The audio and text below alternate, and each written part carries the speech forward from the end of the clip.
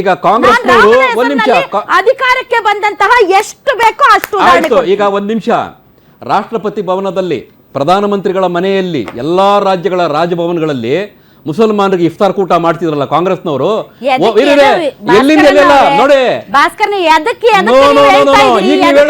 ಹೋಲಿಕೆ ಸರಿ ಇಲ್ಲ ಅಂತ. ಜೀಸಸ್ ಕ್ರೈಸ್ಟ್ಗೂ ರಾಮ ಮಂದಿರಕ್ಕೂ ಹೋಲಿಕೆ ಇಲ್ಲ. ನೀವು ಹೋಲಿಕೆ ಮಾಡ್ತಿದ್ದೀರಿ, ಅದನ್ನ ಮಾಡಬೇಡಿ ಅಂತ ನಾನು ಹೇಳ್ತಾ ಇದ್ದೀನಿ. ಅದಕ್ಕೆ ಹೇಳ್ತಾ ಇದ್ದೀನಿ, ಜೀಸಸ್ ಕ್ರೈಸ್ಟ್ ನಂಬುವವರಿಗೆ. ಆದರೆ ರಾಮನ ಹೆಸರಿನಲ್ಲಿ ರಾಜಕೀಯ, ರಾಮ ಮಂದಿರ ಕಟ್ಟುವವರಿಗೆ ಓಟ್ ಹಾಕಿ ಅಂತ ಕೇಳಿದ್ದಾರೆ, ಗೊತ್ತು ತಾನೆ ನಿಮ್ಗೆ? ಮತ್ತೆ ಅದನ್ನೇ ನಾನು ಹೇಳ್ತಿರೋದು. ಎಸ್ ಕುಗ್ಬೆ ಅವರೇ, ಇವತ್ತು ರಾಮ ಮಂದಿರದ ವಿಚಾರದಲ್ಲಿ SIT ಫಾರ್ಮ್ ಮಾಡಿದ್ದಾರೆ. Too late.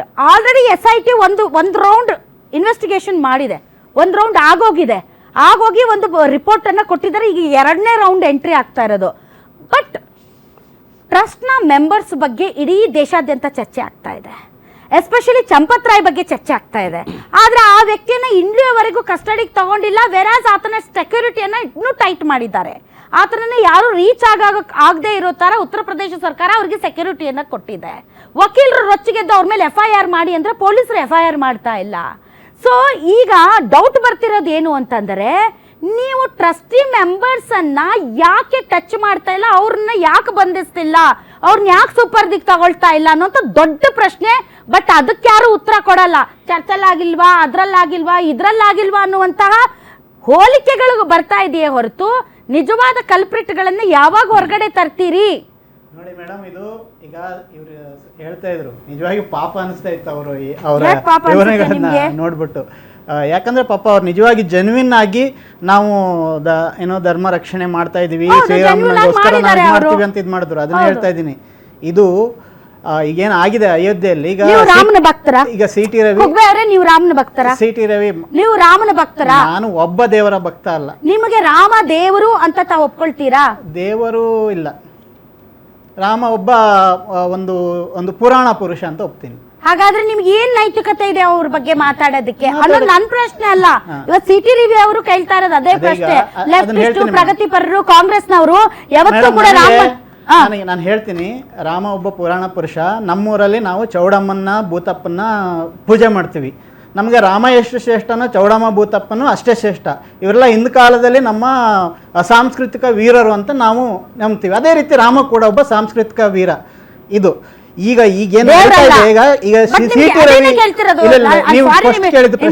ಅದನ್ನ ಆಮೇಲೆ ಕೇಳೋಣ.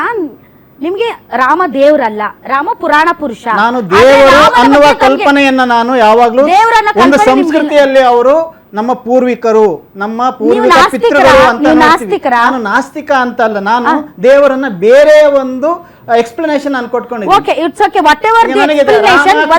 ಇವರೆಲ್ಲ ಕೂಡ ನಿಮ್ಮ ಎಕ್ಸ್ಪ್ಲನೇಷನ್ ನಮ್ಮ ದೇವರು ಅನ್ನೋ ಕಲ್ಪನೆಯಲ್ಲಿ ಫಿಟ್ ಇನ್ ಆಗುತ್ತಾ? ಅಂದ್ರೆ ಒಬ್ಬೊಬ್ಬರಿಗೆ ಒಂದೊಂದು ರೀತಿ ಇರುತ್ತೆ. ನಿಮ್ಮ ಪ್ರಕಾರ ದೇವರು ಅಂದ್ರೆ ಏನು? ದೇವರು ಅಂದ್ರೆ ನಮ್ಮನ್ನು ಕಾಪಾಡುವವರು, ನಮ್ಮ ಕಣ್ಣಿಗೆ ಕಾಣದಂತ, ನಮ್ಮ ನಂಬಿಕೆ, ನನ್ನ ಕಣ್ಣಿಗೆ ಕಾಣದಂತ ನನ್ನ ರಕ್ಷಕ. ಅದು ನಿಮ್ಮ ನಂಬಿಕೆ, ನನ್ನ ಸಕಲ ಇಷ್ಟಾರ್ಥಗಳನ್ನ ಪೂರೈಸುವಂತಹ ನನ್ನ ಕೋರಿಕೆಗಳನ್ನ. ನೋಡಿ ಮೇಡಮ್, ಸಾಮಾನ್ಯ ಜನರು ನಾವೆಲ್ಲ ದೈವಭಕ್ತ ಕುಟುಂಬದಲ್ಲೇ ಬಂದವಂತರು. ನಮ್ಮ ಹಿರಿಯರೆಲ್ಲ ಯಾವ ರೀತಿ ನಂಬ್ತಾರೆ ದೇವರು ಅಂತ ಅಂದ್ರೆ, ನಮ್ಮ ದೇವರ ನನಗೆ ಯಾವುದೋ ಒಂದು ಅತೀಂದ್ರಿಯ ಶಕ್ತಿ ನಾನು ನಂಬೋದಿಲ್ಲ. ಆ ತರದ ಶಕ್ತಿ ನಮ್ಮ ಈ ಪ್ರಕೃತಿ ಮೂಲಕ ಎಲ್ಲದೂ ನಡೆಯುತ್ತೆ ಅಂತ ನಾನು ನಂಬ್ತೀನಿ.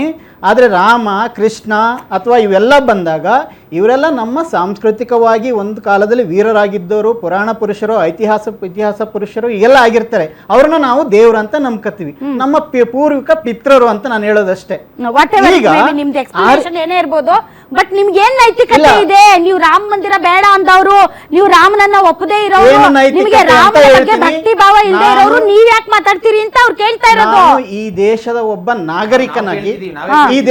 ನಾಗರಿಕನಾಗಿ ಒಬ್ಬ ದೇಶ ಪ್ರೇಮಿಯಾಗಿ ನಾನು ಈ ವಿಷಯದ ಬಗ್ಗೆ ಮಾತಾಡಲೇಬೇಕು. ಯಾಕೆ ಅಂತ ಹೇಳಿದ್ರೆ, ಈಗ CT ರವಿ ಹೇಳಿದ್ರು ಕೆಲವು ಕಿಡಿಗೇಡಿಗಳು ಮಾಡಿದ ಕೆಲಸ ಅಂತ. ಇದು ಕಿಡಿಗೇಡಿಗಳಲ್ಲ, this is a grand loot plan. ಇದು ಇದರಲ್ಲಿ ಈ ಟ್ರಸ್ಟ್ ನೀವು ಹೇಳಿದ್ರೆ 15 ಜನ ಟ್ರಸ್ಟ್ನ ಮೆಂಬರ್ಗಳು ಮಾತ್ರ ಇಲ್ಲ, ಇದ್ರ ಹಿಂದ್ಗಡೆ ಇರ್ತಕ್ಕಂಥ ಒಂದು ದೊಡ್ಡ ಇದಿದೆ. ಇವ್ರ ಟ್ರಸ್ಟ್ ಅಲ್ಲಿ ಈಗ ಚಂಪತ್ ರಾಯ್ ತಗೊಳ್ಳಿ, ಅನಿಲ್ ಮಿಶ್ರಾ ತಗೊಳ್ಳಿ, ರೆಸಿಗ್ನೇಷನ್ ಮಾಡಿಂತವ್ರು, ಇವರೆಲ್ಲ ಕೂಡ ಇವರ ಹಿನ್ನೆಲೆನ ನೋಡಿ, ಇವರೆಲ್ಲ RSS ನಲ್ಲಿ ದೊಡ್ಡ ದೊಡ್ಡ ಹುದ್ದೆಯನ್ನ ವಹಿಸಿ ಬಂದ ಇವರು ಸಾಮಾನ್ಯ ವ್ಯಕ್ತಿಗಳು. ಅವರೆಲ್ಲ ಕಿಡಿಗೇಡಿ ಕೆಲಸ ಮಾಡ್ತಾರೆ ಅಂತ ನಾವು ಹೇಳಕ್ ಆಗೋದಿಲ್ಲ. ಆದ್ರೆ ನೋಡಿ ಇದು ಡಿಸೈನ್ ನಾವು ಅರ್ಥ ಮಾಡ್ಕೋಬೇಕು. ಇದು ಶುರುವಾಗಿದ್ದು ಈಗ ಅಲ್ಲ, ರಾಮ ಮಂದಿರ ಇದಾದ್ಮೇಲಲ್ಲ ಈ ಲೂಟಿ ಪ್ಲಾನು. ಇದು ಶುರುವಾಗಿದ್ದು ಅಯೋಧ್ಯೆಯಲ್ಲಿ ಗಲಾಟೆ ಆಯ್ತಲ್ಲ ಆವಾಗಿಂದ. ಇಡೀ ದೇಶದ ದೇವರು ಅಂದ್ರೆ ಹಿಂದೂಗಳ ಏಕೈಕ ದೇವರು ರಾಮ, ಪ್ರಧಾನ ದೇವರು. ಧರ್ಮ ದೇವರು ಅಂದ್ರೆ ಕೇವಲ ರಾಮ ಜನ್ಮಭೂಮಿ ಅಂತ ಹೇಳಿ ಜನರನ್ನ, ಒಂದು ಇಡೀ ದೇಶದ ಜನರನ್ನ, ಹಿಂದೂಗಳನ್ನ ರ್ಯಾಲಿ ಮಾಡಿದ್ದು. ಆ ನಂತರದಲ್ಲಿ ರಾಮ ಜನ್ಮಭೂಮಿಯೇ ನಮ್ಮ ಅಂದ್ರೆ ಅಯೋಧ್ಯೆಯ ನಮ್ಮ ತೀರ್ಥಕ್ಷೇತ್ರ ಅಂತ ಹೇಳಿದ್ದು ಇಡೀ ದೇಶದ ಜನರ, ಇಡೀ ದೇಶದ ಭಕ್ತರ ಜನರ. ನಾವಾಗ್ಲಿ ಇಲ್ಲಿರೋರಷ್ಟು ಜನ ಆಗ್ಲಿ ಅವ್ರ ಮನೇಲಿ ಫಸ್ಟ್ ಪೂಜೆ ಸಲ್ಲಿಸೋದು ಅವ್ರ ಮನೆ ದೇವರಿಗೆ. ಎಲ್ಲರ ಮನೆ ದೇವರು ರಾಮ ಅಲ್ಲ. ಕೋಟಿ ರೂಪಾಯಿ ಯಾಕೆ ಅವ್ರು ಏನೇ ಮಾಡಿರ್ಬೋದು, ಅವ್ರ ರಥಯಾತ್ರೆ ಮಾಡಿರ್ಬೋದು, ಉತ್ತರ ಭಾರತದಲ್ಲಿ ಏನೋ ಮಾಡಿರ್ಬೋದು, ಬಟ್ ರಾಮ ನಿಮ್ ಪ್ರಕಾರ ರಾಮ ಉತ್ತರ ಭಾರತಕ್ಕೆ ಅಷ್ಟೇ ಸೀಮಿತ, ನಮ್ ದಕ್ಷಿಣ ಭಾರತದ ದೇವ್ರಲ್ಲ ಅನ್ನೋ ಆ ಕಾನ್ಸೆಪ್ಟ್ ಇದೆ ಅಲ್ಲ ಸರ್. ನೋಡಿ ಮೇಡಮ್, ಒಂದು ನರೇಟಿವ್ ಕಟ್ಟಿದ್ರು, ಇಡೀ ದೇಶದ ರಾಮ ಅಂತ ಇರ್ಬೋದು, ನರೇಟಿವ್ ಕಟ್ಟಿದ್ರು ಅವರು. ನಮ್ಮ ಸ್ಥಳೀಯ ನಮ್ಮ ಚೌಡಮ್ಮ ಭೂತಪ್ಪನಿಗಿಂತ ದೊಡ್ಡ ದೇವರು ರಾಮ ಅಂತ ಕಟ್ಟಿದ್ರು. ಆದ್ರೆ ನಾನು ಯಾರು ಹೇಳಿದ್ರು ಸರ್ ನೀವು ನಿಮ್ಮ ನಿಮ್ಮ ನಿಮ್ಮ ಮನೆ ದೇವರುಗಳನ್ನ ಬಿಟ್ಬಿಟ್ಟು ನೀವು ರಾಮನನ್ನೇ ಆರಾಧಿಸಿರಿ ಅಂತ ಯಾರು ಹೇಳಿಲ್ಲ. ಯಾರು ಹೇಳಿಲ್ಲ. ಈಗಲೂ ನಮ್ಮ ಮನೆಗಳಲ್ಲಿ ರಾಮನ ಜೊತೆ ನಮ್ಮ ಮನೆದೇವ್ರ ಫೋಟೋ ಇರುತ್ತೆ, ಫಸ್ಟ್ ಮನೆದೇವ್ರಿಗೆ ಪೂಜೆ ಮಾಡೋದು. But that is not they. ನೀವ್ ಹೇಳ್ತಿರೋದು ಕರೆಕ್ಟೇ. ಒಂದು ಭಾವನೆಯನ್ನ ಬಿತ್ತಲಾಯ್ತು. ಇಡೀ ದೇಶದ ದೇವರು ರಾಮ ಅನ್ನುವಂತ ನಿಟ್ಟಿನಲ್ಲಿ ರಾಜಕೀಯವಾಗಿ ಅದನ್ನ ಒಂದು ಅಭಿಪ್ರಾಯವನ್ನ ಮೂಡಿಸಲಾಯಿತು. ಆದರೆ ಸರ್, ದೇವರ ಪರಿಕಲ್ಪನೆ ಏನಾಯ್ತು, ಮೂಡಿಸಿದ ಮೇಲೆ ಏನಾಯ್ತು, ಇಡೀ ದೇಶದ ಭಕ್ತರ ಒಂದು ತೀರ್ಥಕ್ಷೇತ್ರ ಆಯ್ತು ಅಯೋಧ್ಯೆ. ತೀರ್ಥಕ್ಷೇತ್ರ ಪ್ರಜೆಯಾಗಿ ಇದಕ್ಕೆ ಹೆಂಗ್ ಲಿಂಕ್ ಮಾಡ್ತೀರಾ? ಅದನ್ನ ಮಾಡ್ತಾ ಇದೀನಿ ನೋಡಿ. ಇದರಲ್ಲಿ ಖಜಾಂಚಿ, ಈ ಟ್ರಸ್ಟ್ ನ ಖಜಾಂಚಿ ಅವ್ರು ಯಾರು, ಗೋವಿಂದ ರಾಜ ಯಾರು ಇದಾರಲ್ಲ, ಅವರು ಒಂದು ಮಾತು ಹೇಳ್ತಾರೆ, ಬಹಳ ಏನು ಉದ್ವೇಗದಿಂದ ಮಾತಾಡ್ತಾರೆ. ಇದು ರಾಮನ ಮೂರ್ತಿ ಇರೋದು ಕೇವಲ ಇದು ಒಂದು ಮೂರ್ತಿ ಅಲ್ಲ, ಇಡೀ ದೇಶದ ಅಸ್ಮಿತೆ ಅಂತ ಮಾತಾಡ್ತಾರೆ. ಇವತ್ತು ಇಷ್ಟು ದೊಡ್ಡ ಒಂದು ನೋಡಿ, ಅಲ್ಲಿ ಏನು ಸಣ್ಣ ಪುಟ್ಟದಲ್ಲ, ಅದು ಕಳ್ತನ ಅಲ್ಲ. ಸರಿ, SIT ವರದಿ ನೋಡಿ. ಇಲ್ದೇ ಇರೋರು ನೀವು ಇದ್ರ ಬಗ್ಗೆ ಇಷ್ಟು ಮಾತಾಡ್ತಿದ್ದೀರಲ್ಲ, ಯಾವ ಹಕ್ಕಿನಿಂದ ಮಾತಾಡ್ತಿದ್ದೀರಿ ಅಂತ ಇವರೆಲ್ಲ ಕೇಳ್ತಾ ಇರೋದು. ಈ ದೇಶದ ಪ್ರಜೆಯಾಗಿ ಅಂತ ತಾವ್ ಹೇಳ್ತಿದ್ರೆ ತಮ್ಗೆ ನಂಬಿಕೆನೇ ಇಲ್ಲ. ಇಡೀ ದೇಶದ ಜನರನ್ನ ದಿಕ್ಕು ತಪ್ಪಿಸಿ ಅಲ್ಲಿ ಸಾವಿರಾರು ಕೋಟಿ ಜಮಾವಣೆ ಮಾಡಿ ಮತ್ತು ಲೂಟಿ ಮಾಡೋದು. ನೋಡಿ, ನಾವು ಹಿಸ್ಟ್ರಿ ಓದ್ಬೇಕಾದ್ರೆ ಒಂದು ಮೇಡಮ್, ಹಿಸ್ಟ್ರಿ ಓದ್ಬೇಕಾದ್ರೆ ಹಿಂದೆ ಒಂದು ಡಿಪಾರ್ಟ್ಮೆಂಟ್ಗಳಿದ್ವಂತೆ. ಕಾಶ್ಮೀರದಲ್ಲಿ ಒಬ್ಬ ರಾಜ ಬರ್ತಾನೆ, ನನ್ನ ಹೆಸರು ಹರ್ಷ ಅಂತೇಳಿ. ಅವನು ತುಂಬಾ ದುಡ್ಡು ಬೇಕು ಅಂತಂದಾಗ ದೇವಸ್ಥಾನಗಳನ್ನೆಲ್ಲ ಕೂಡ ಅಲ್ಲಿದ್ದಂತ ಹುಂಡಿಗಳನ್ನ ಲೂಟಿ ಮಾಡಿಸ್ತಾನೆ. ಅದೇ ತರ ಇವರು ಅಧಿಕಾರದಲ್ಲಿ ಕುತ್ಕೊಂಡು ಯಾಕೆ ಸರ್ ಇತಿಹಾಸ ನಿಮ್ ಪಕ್ಷ ಇದು ಏನು ನಮ್ಮ ದೇಶದ ಇತಿಹಾಸ, ಗಜ್ನಿ ಮೊಹಮ್ಮದ್, ಗೋರಿ ಮೊಹಮ್ಮದ್, ಆ ಮೊಹಮ್ಮದ್, ಈ ಮೊಹಮ್ಮದ್ ಎಲ್ಲಾರು ಬಂದು ಲೂಟಿ ಮಾಡ್ಕೊಂಡು ಹೋದವ್ರು. All right, okay.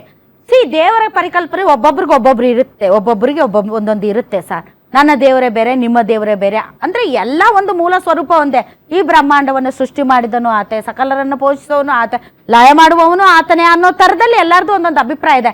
ನೀವು ಅದಕ್ಕೆ ಪುರಾಣ ವೀರರು, ಇತಿಹಾಸ ವೀರರು, ಅವರು ಇವರು ಅಂತ ಹೇಳ್ಬಹುದು.